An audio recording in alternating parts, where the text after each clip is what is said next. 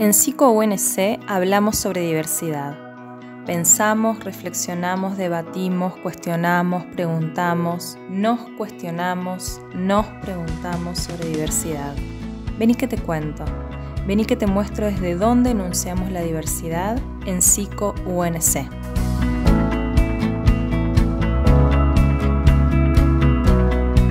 Donde la identidad se construye a partir de un otro que es un antagonista, que se construye en un enemigo, pero me parece que el gran desafío que tenemos que estas identidades libres no tienen que solo resumirse, ni más ni menos, ¿no?, que a las cuestiones de género, sino que se me ocurre que tenemos que pensar en la amplitud de la diversidad de la condición humana. Cuando digo eso es entendernos en distintas perspectivas culturales, en distintos saberes, en entender que no hay idiomas que valen más que otros, ¿no? Que no hay afectos que valen más que otros, y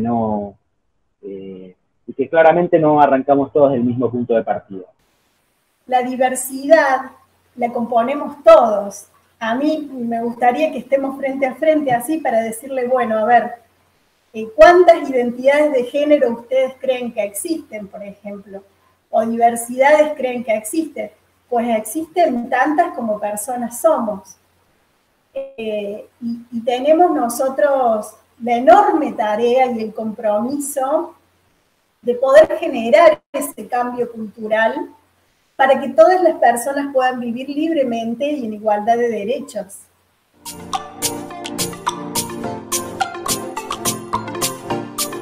Creo que el gran hallazgo para nosotros como criantes es dejar de pensar en binario. Ni es blanco ni es negro, ni es varón ni es mujer, ni es o esto o esto. En el medio hay matices, hay grises, hay colores, hay multicolores. Y si uno se atreve a meter más variables en la vida cotidiana, la pasamos todos, todas, todes mucho mejor. La condición sexogenérica hoy obviamente muy transformada simplemente por la erradicación del presupuesto binario, sexo binario, que significa la posición varón y mujer. Hoy tenemos una diáspora enorme en materia de identificaciones sexosociales. Las oportunidades para las personas trans no son las mismas, hay mayores dificultades. Estamos en el marco de Córdoba. Córdoba ha tenido una circunstancia pionera en la Argentina, que fue la admisibilidad con la identidad de género que las personas querían tener. Y esto fue pionero, antes de la ley de identidad de género.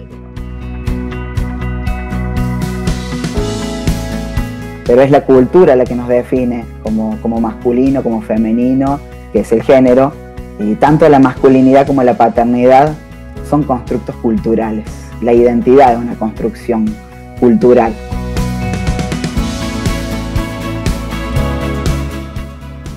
Lo que es preciso defender es el derecho de todo cuerpo, con independencia de su edad, de sus órganos sexuales o genitales, de sus fluidos reproductivos y de sus órganos gestantes, a la autodeterminación de género y sexual. El derecho de todo cuerpo a no ser educado exclusivamente para convertirse en fuerza de trabajo o fuerza de reproducción. Hay otros países en el mundo que cuentan con leyes de identidad de género, pero en este país en particular es única porque no requiere de ningún diagnóstico previo, ni psicológico, ni psiquiátrico, ni para acceder a tratamientos hormonales, por supuesto menos para el cambio registral del DNI, ni para la operación de reasignación genital. Con lo cual, fíjense que esto es de un logro enorme. Por lo menos de lo que yo sé, ningún país en el mundo cuenta con una ley como la que se cuenta acá en la Argentina. Y uno cuando piensa en las masculinidades trans y en función del derecho a ser, a vivir, a habitar en una ley, la ley de identidad de género que es tan reciente, que tiene 8 años, no hablábamos tanto del derecho a constituir nuestras familias, nuestras posibilidades. Entonces aparecen allí muchas preguntas en esto de las paternidades trans: deseos, posibilidades, realidades y experiencias. Cuando hablamos de masculinidades trans y de paternidades trans, también se abre una amplia gama de posibilidades, y también tenemos que hacer mención a los derechos sexuales, reproductivos y no reproductivos que tenemos como masculinidades. Y dentro de esto, el acotado inventario de prácticas en el sistema de salud o en la salud integral, mencionando cosas tan básicas como la necesidad que aún tenemos, varones trans, de la atención ginecológica, de la atención obstétrica y de otros tipos de atenciones que tienen que ver con nuestra biología. Ha habido grandes transformaciones con la ley de identidad de género y con un pasaje que me parece que se constituye ya en una evidencia notable de que en este país el propio orden jurídico así cambiado permitió una mayor cuota de ciudadanía para las personas trans.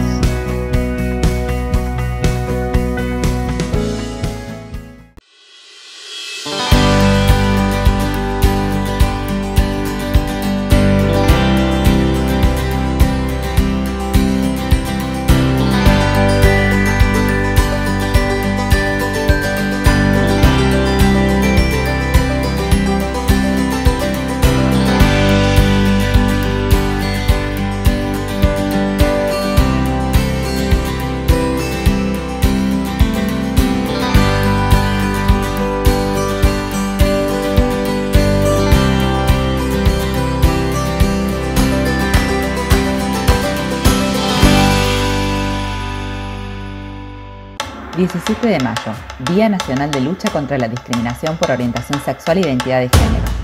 A nivel internacional se conmemora que ese día, en el año 1990, la Organización Mundial de la Salud reconoció que la orientación sexual no debe ser vista como un trastorno ni como una enfermedad mental.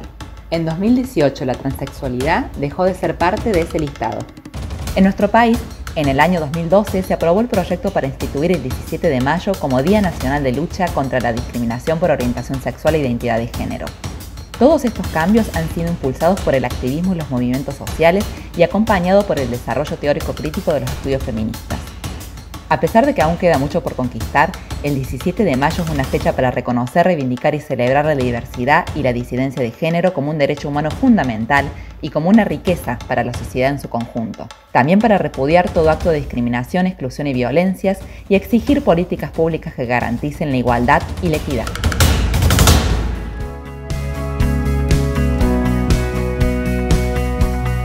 Es preciso defender el derecho de las niñas, de todas las niñas, a ser consideradas como subjetividades políticas irreductibles a una identidad de género, sexual o racial. En 1956, la Organización de las Naciones Unidas eligió una fecha para celebrar el Día Internacional del Niño y conmemorar así los aniversarios de 2 tratados internacionales que sentaron las bases para el reconocimiento de la infancia como sujeto de derecho. En la actualidad, esta fecha nos da la posibilidad también de extender el horizonte de derechos y reivindicaciones. Resulta sustancial cuestionar los límites de una declaración y una convención gestada desde una matriz adultocéntrica, eurocéntrica, clasista y sin perspectiva de género. Necesitamos problematizar y enriquecer la mirada desde una óptica interseccional que reconozca las particularidades étnicas, de clase y de género. Para ello, es crucial desnaturalizar las desigualdades y promover políticas públicas inclusivas que respeten las experiencias heterogéneas y múltiples de la niña. Por eso, el Día del Niño es resignificado hoy como el Día de las Infancias, reconociendo y celebrando todas las expresiones diversas y hermosas que ocurren en esta etapa de la vida.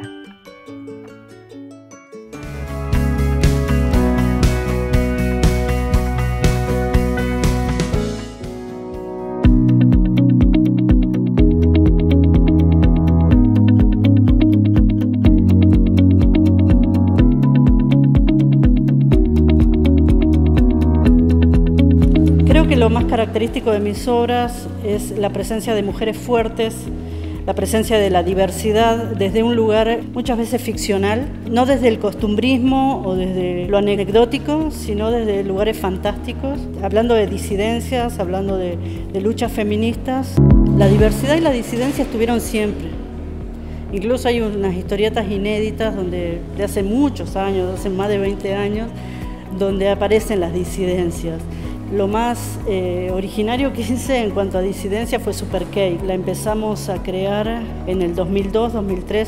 Y Supercake era una superheroína lesbiana argentina. Hay mucha sátira en esa historieta, me divertí mucho haciéndola. Pero era un momento en el cual las disidencias no estaban tan presentes en la historieta argentina, entonces fue un poco raro en ese momento la recepción que tuvo.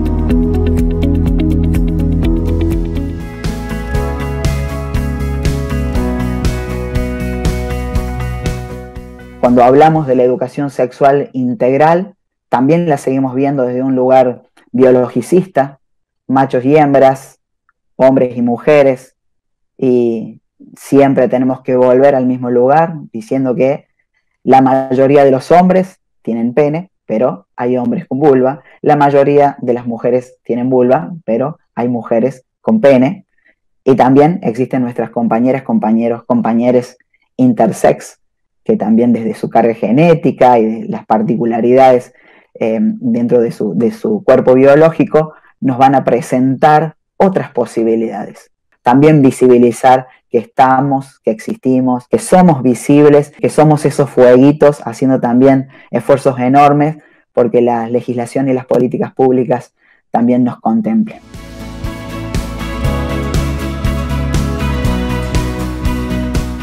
También se interroga la masculinidad. A veces pareciera que es un malentendido que las feministas interrogamos lo femenino. En realidad interrogamos todo, no lo masculino, sino todo lo que hace a la diversidad sexual y justamente el rompimiento del binarismo. Algo que la disciplina ha sostenido y lo sostiene en la actualidad, la idea del binarismo, el pensamiento dicotómico, la heterosexualidad como algo obligatorio. Son cuestiones que se están empezando a ver y que hay mucho camino por hacer.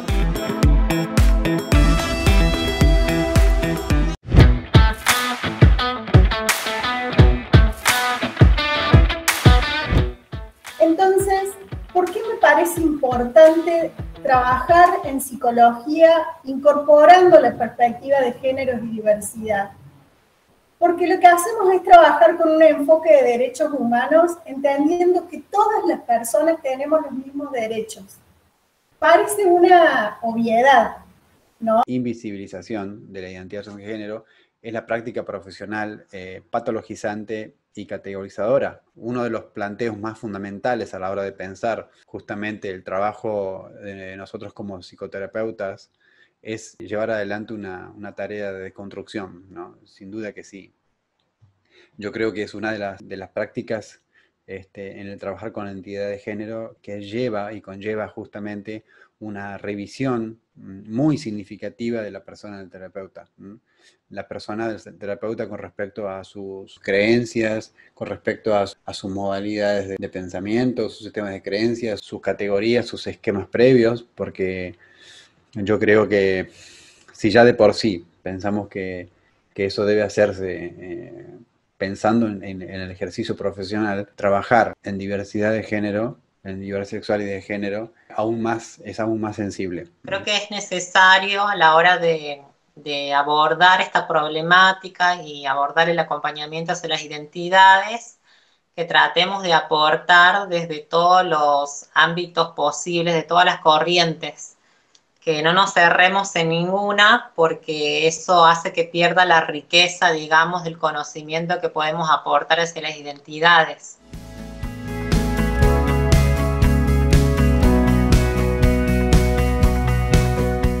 O que tengamos el derecho a reproducirnos, ¿no? No sea que ahora tengan ganas de reproducirse. Se escuchó en algún momento cuando se aprobó la ley de identidad de género y, bueno, mucho antes también cuando la homosexualidad también fue retirada de los libros de salud y todo eso en el 73, la transexualidad en los 90, sin embargo, sigue habiendo una mirada patologizadora o patologizante en relación a nosotros, y también otra vez una mirada desde el cissexismo y la heteronormatividad de lo que se espera de las personas trans en función de su paternidad o su maternidad o en la conformación de sus familias. Y existen otras paternidades, tantas paternidades y tantas posibilidades como masculinidades u otras identidades que se identifiquen como paternidades en el rol o en la función como personas hay en el mundo, ¿no? Más de 7.000 millones y medio de personas.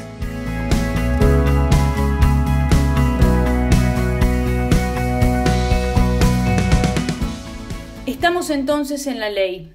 Una ley, como ustedes saben, siguiendo la línea que tengo pensado recorrer, implica un para todos. Y está muy bien que así sea, porque es un universal necesario, ¿sí? Los derechos tienen que ser para todos, deben ser para todos, y la ley tiene que estar sostenida en ese universal del para todos. El punto entonces paradojal en el que nos encontramos, por lo menos como analistas, es cómo articular ese universal que conlleva el para todos de la ley con la singularidad de cada quien. En ese juego vamos a estar todo el tiempo, en esa articulación, en ese brete. Volvemos entonces a las diversidades, en este juego de las diversidades entre lo particular y lo singular. Digamos, yo estoy con una asociación de hombres y mujeres trans, que los cuerpos son diferentes y hay personas trans que por ahí deciden hacerse la operación de reasignación genital, y otras personas tienen otro recorrido y deciden no hacerse esa operación de reasignación genital, como hay mujeres trans también que ahora transitan en géneros fluidos o géneros no binarios. Ese era mi aporte, y justamente aportar un poco a lo que decías vos, de que los cuerpos son diferentes y que cada mujer, cada hombre trans, cada persona en sí debería tomar, o la idea es que tome, digamos, empoderamiento de su cuerpo para que pueda manifestar y expresar su género en libertad. No hay en torno a las identidades, las sexualidades y las relaciones sexoafectivas nada universalmente prefijado, ninguna esencia. Hay que buscar ahí que responda a una totalización, algo que haya que adaptarse, sino que más bien lo que a cada quien define es su singularidad siempre puesta en relación con los y las demás.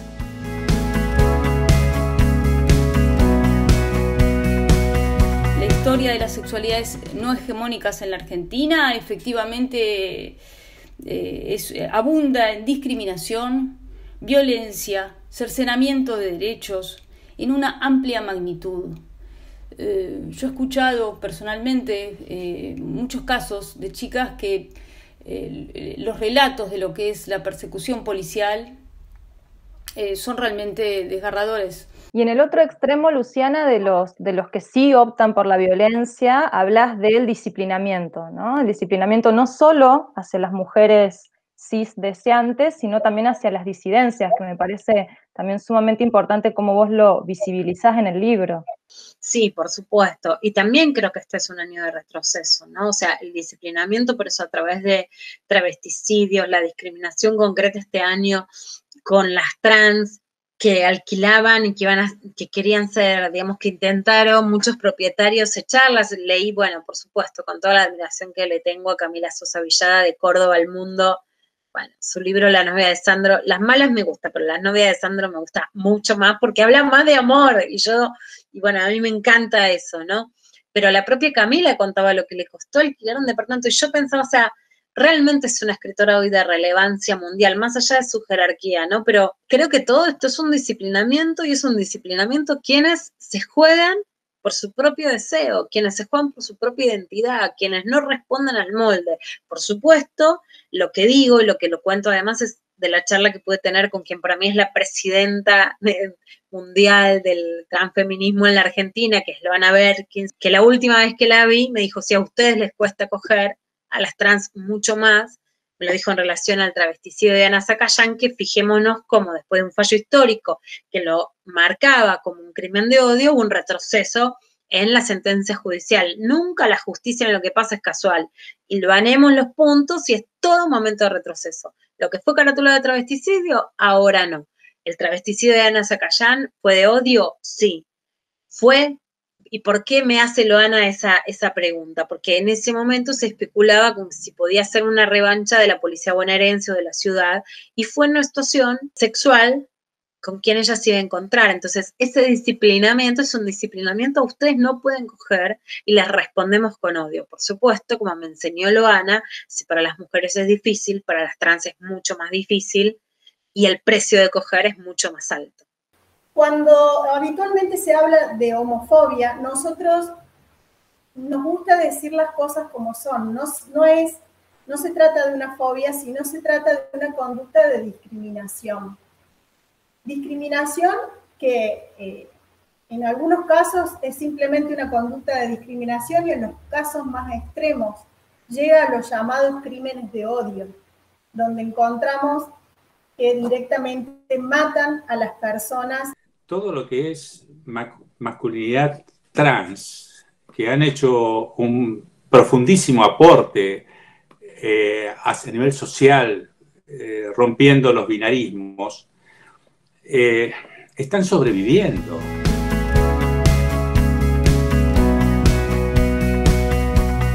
Soy un varón trans, soy un papá trans. Después, por otro lado, también un joven trans había planteado de que estaría bueno que haya una voz trans dentro de lo que es la conferencia, y bueno, capaz que él no sabía, pero yo estoy participando, soy mujer trans, y estoy participando y estoy aprendiendo de este psicólogo, como lo puedo hacer de los otros psicólogos que también quieran plantear otros modelos de abordaje y de acompañamiento. Yo estoy en una organización social que milita hace 26 años en Argentina con hombres y mujeres trans, y mi responsabilidad social como referente es escuchar todas las voces y luchar por los derechos de las personas trans, más allá de ver si una persona plantea un modelo o otra plantea otro modelo, me tengo que ver qué es lo mejor para esa persona.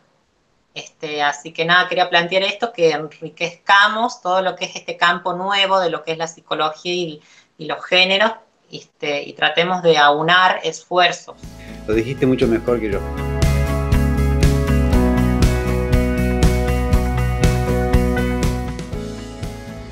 Lo que hoy estamos necesitando, si es que tenemos en cuenta el amplio abanico de violencia que sufren las mujeres e integrantes del movimiento LGTBIQ, lo que hoy estamos necesitando son masculinidades antipatriarcales, masculinidades que tengan una politicidad cotidiana.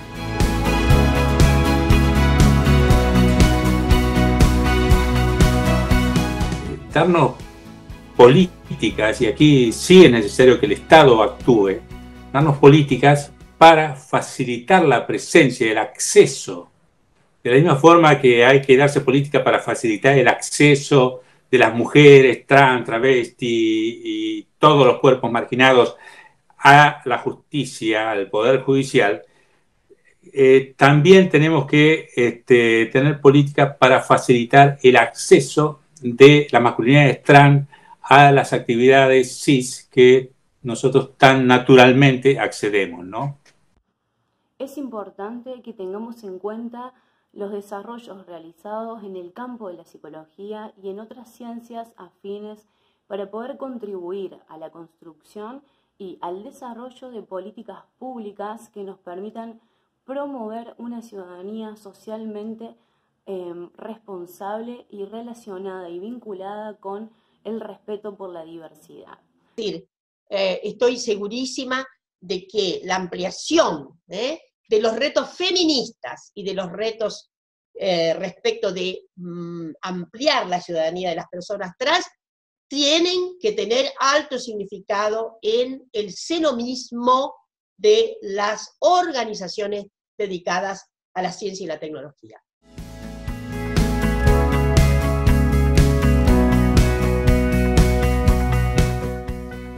Yo dedico el libro Crianzas a la señorita Dolores, que en la década del 70, imagínate, primer y segundo grado en esa década, cuando llegamos a los primeros días de clase, convoca a nuestros viejos y nuestras viejas a una reunión súper privada dentro del aula para decir que si ella nos daba lo que decía el programa, entre comillas, sus hijos se van a secar. Entonces, yo les pido complicidad para construir otros saberes. Y eso fue tan así que nosotros dibujábamos todo el tiempo. Trabajábamos en otro cuaderno y cuando venía alguien ajeno, la directora, otra maestra, alguien ajeno al aula, nosotros inmediatamente hacíamos esto. Guardábamos el otro cuaderno y poníamos el oficial y seguíamos así. La cosa es que años después yo les pregunté a unos compañeros y compañeras que me encontré qué era lo que escribíamos en ese cuaderno y en realidad poco nos acordábamos. Pero lo que en realidad la señorita Dolores nos dio como señal, ella, esa hétero en fuga, es que hay otro cuaderno para escribir. Claramente, como potencia liberadora, ¿entendés? Entonces, para mí, tenemos la posibilidad todo el tiempo de dar las otras señales, sobre todo para las infancias, que están esperando los otros guiños, los que no tienen que ver con este sistema, sino con otra posibilidad liberadora, de lo que sea, para ser otra persona. Porque todo está armado ahí. Porque vos entras al jardín y tenés el rincón de nenas, el rincón de nenes, y ese no es un problema para las futuras trans o para el futuro putito nada más.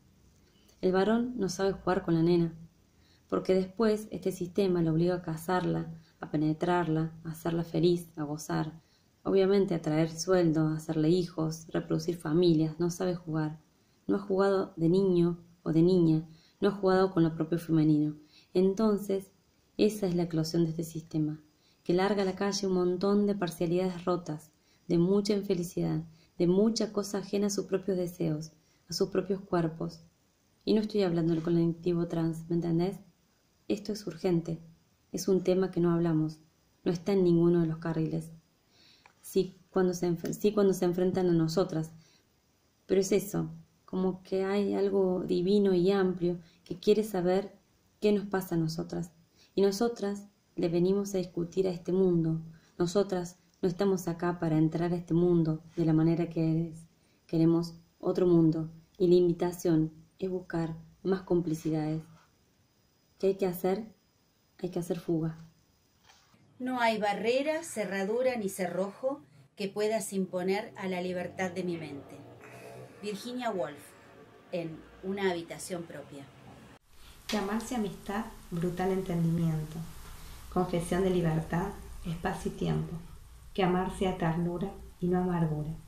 Derroche y no reproche. Que amarse apertura, la cura y la locura. Amar es tan sinónimo a vivir que lo puede asumir, amor violento. Fragmento, de Wenceslao Maldonado. Noche es silencio, de un titilar lejano, que apagará su luz a la mañana, aunque siga encendido en la altura de otro cielo. Noche es secreto, de estrellas que se quedan descansando sin voces en el sueño. Noche es misterio, de simular la muerte de todos los sentidos y sin decir palabra alguna, imaginar otra tierra para el deseo. Desde Psico-UNC habitamos la diversidad, abrazamos la diversidad, nos abrazamos en ella. Apostamos a construir desde la universidad pública un espacio colectivo de amorosidad y lucha por un mundo mejor, por un mundo donde quepan muchos mundos.